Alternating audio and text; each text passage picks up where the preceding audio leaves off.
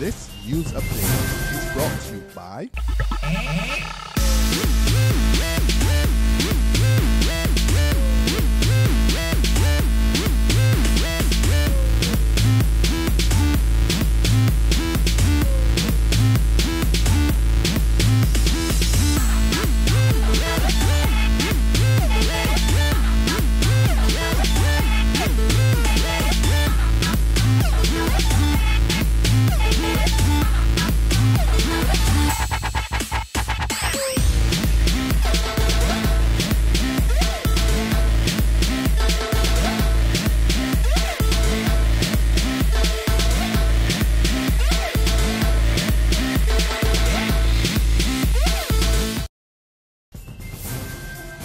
This is the 7 a.m. Barbados Today update for Friday, June the 27th, 2014. I'm Emmanuel Joseph.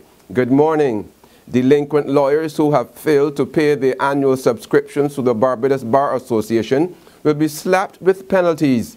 Barbados Today has obtained a letter issued by the Chief Justice Sir Marston Gibson dated June 19th to Bar President Barry Gale, Queen's Counsel, indicating that those attorneys may be barred from practicing and they will not be allowed to have an audience before the court in keeping with the law.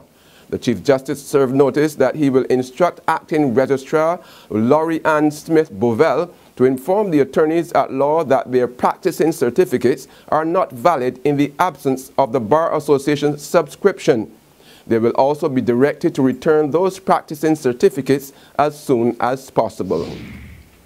And Prime Minister Frendel Stewart says the Barbados Parliament has served the people well. He made the comments as top officials celebrated the 375th anniversary of the third oldest parliament in the Commonwealth.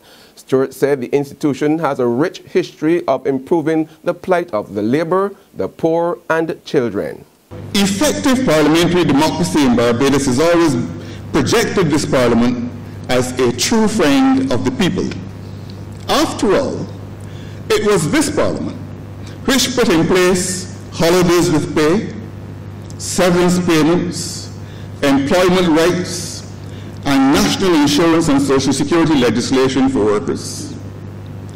Legislation against domestic violence for the protection of our households in general, but our women in particular. Meanwhile, opposition leader Mia Motley stressed that the 21st century Barbados requires a modern governance structure that will move beyond the adversarial Westminster model where sides increasingly oppose each other for opposing's sake. Political tribalism cannot help this country. Bipartisan cooperation, led by a new generation of patriots who put the national interests above all else, is what Barbados needs. Indeed, it is what Barbadians demand. I have no doubt that they will be happy to see us seated on the same side today and pray that this may portend well for the future of this country.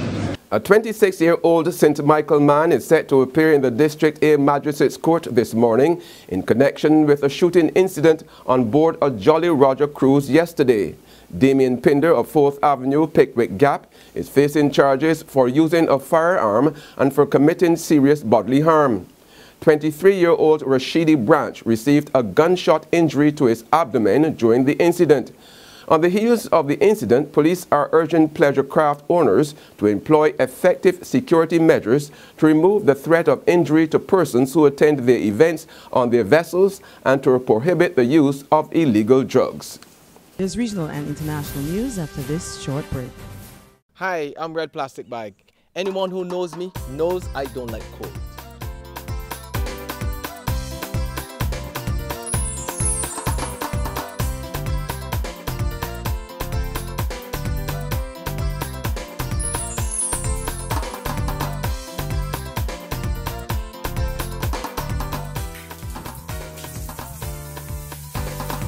Sunshine reigns in my country. I love it.